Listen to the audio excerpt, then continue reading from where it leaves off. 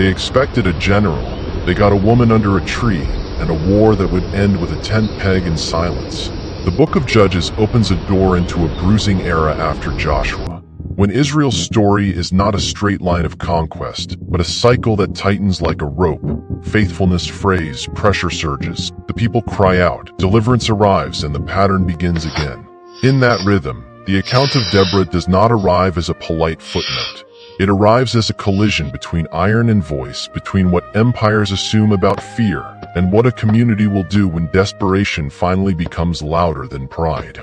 In the hill country between Ramah and Bethel, where dust clings to sandals and rumor travels faster than messengers, Israel was not a kingdom with polished borders.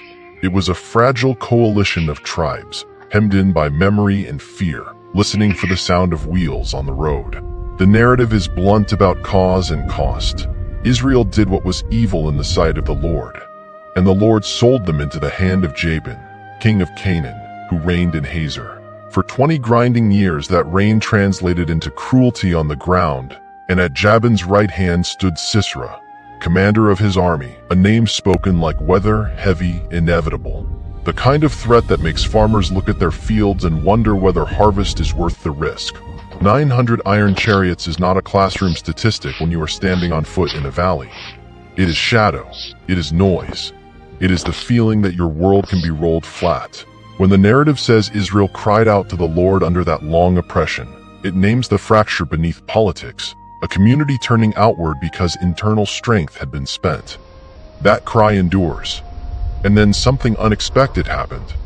Power did not consolidate in the expected hand. It surfaced in a voice people traveled to hear.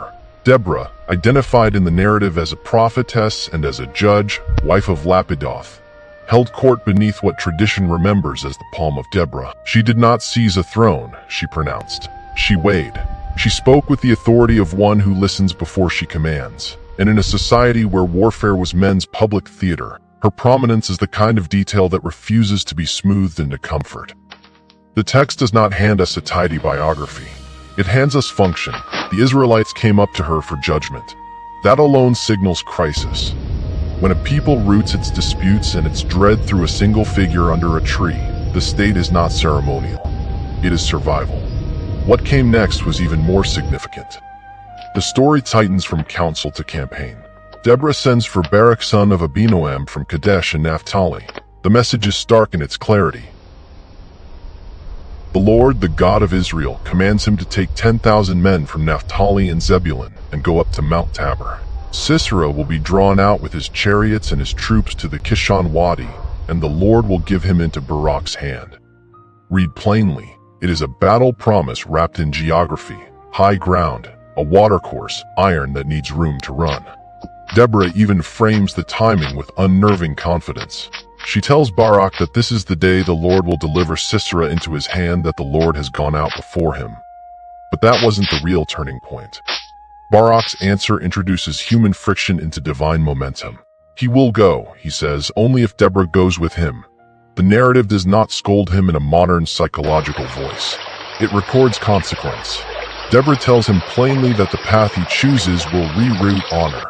Because he insisted on her presence, the glory of the victory against Sisera will go to a woman. At the time, no one realized how literally that sentence would land. Tension holds because a reader feels two tracks converging. The public clash of armies and the private hinge of character. They go up to Tabor with the 10,000 as the narrative specifies. Sisera is summoned, or gathers, all his chariots and all his army from Harosheth Ha-Goyim to the Kishon. The machinery of an empire arrives confident in its weight. Then the account turns from spectacle to rout. The Lord throws Sisera, all his chariots and all his army into a panic before Barak. Sisera abandons his chariot and flees on foot. What looked like an iron wall becomes a man running, breath burning, pride stripped down to instinct. Barak pursues chariots and army. The text says Sisera's entire force falls by the edge of the sword, not a man left. But that wasn't the end. The narrative's camera follows the pursuit while another storyline peels away, quieter, more intimate, and far more lethal. Sisera flees on foot to the tent of Jael, the wife of Heber the Kenite. There is a political texture here that the text makes explicit. Heber the Kenite is separated from the other Kenites, and there is peace between Jabin, king of Hazor, and the house of Heber. The Kenites trace their line in a way connected to Moses' father-in-law's people. Peace between households in that world is not sentiment. It is policy, and policy can shelter a fugitive or sharpen a trap. Jael steps into the story as host in a terrain where hospitality carried moral weight and political danger. She comes out to meet Sisera and tells him to turn aside, not to be afraid. She invites him in. She covers him with a rug. He asks for water. She opens a skin of milk and gives him drink, then covers him again. The detail is small and domestic, yet it reads like kindness layered with control. He tells her to stand at the entrance of the tent, and if anyone asks whether a man is there, to say no. Exhaustion wins. He sleeps. What happened next changed everything. The text does not linger on cinematic slow motion. It states the act with brutal economy. Jael takes a tent peg and a hammer in her hand, goes softly to him as he lies exhausted, and drives the peg through his temple into the ground until it sinks into the earth. When Barak comes in pursuit, searching, Jael goes out to meet him and says she will show him the man he seeks. She brings him into the tent, and there lies Sisera dead, the peg in his temple. The pursuit completes not by the stroke Barak expected to own, but by a woman's decisive intervention in the private space of the tent. The narrative arc snaps shut on the larger war as well. On that day, God subdues Jabin, king of Canaan, before Israel, and Israel grows stronger until they destroy Jabin. The land rests for 40 years. But that wasn't the end of what the tradition preserves. Judges chapter 5, the Song of Deborah, widens the same events into poetry, names into chorus, memory into music, suggesting how deeply this victory embedded in communal retelling.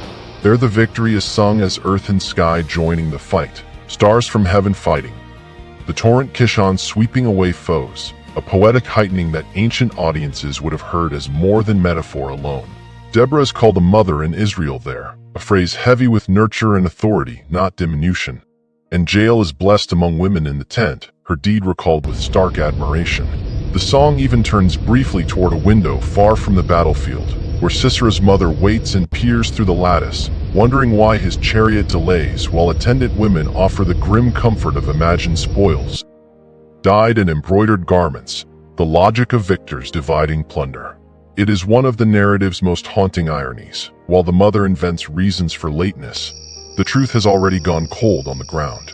Earlier in the song, other tribes and territories are named with praise or with painful silence, including communities that did not rally when the moment demanded it. And the poem curses Meroz with a stark divine voice because its people did not come to the Lord's help, a line that lands like a public verdict carved into memory. Shamgar, son of Anath, appears as a prior name of deliverance, a reminder that Deborah's story sits inside a longer sequence of judges and localized rescues, not a lone miracle in a vacuum. The prose account in chapter 4 and the poetic retelling in chapter 5 do not always line up in every detail the way a modern investigator would prefer, and historians and biblical scholars discuss what that mismatch suggests about oral performance, editorial arrangement, and the way communities preserve meaning even when particulars shift in retelling. None of that erases the narrative's central thrust. It deepens it. You feel the weight of choice in Barak's condition, the rerouting of glory Deborah names in advance, the terror of chariots translated into panic, then footprints running, then the wrong kind of shelter.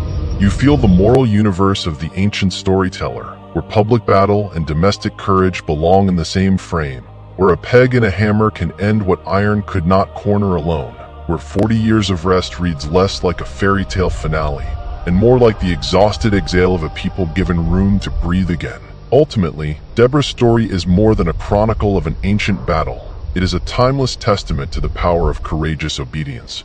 As both a prophetic judge and a mother to Israel, she proved that true leadership is not defined by the sword one carries, but by the clarity of her vision and the unwavering strength of her faith. When the nation trembled, she stood firm. Because one woman dared to rise while others hesitated, a broken people found their path, and the land enjoyed a hard-won peace for 40 years. May we all carry a spark of Deborah's spirit today. The wisdom to listen for the truth, the humility to serve, and the incredible bravery to lead the way forward.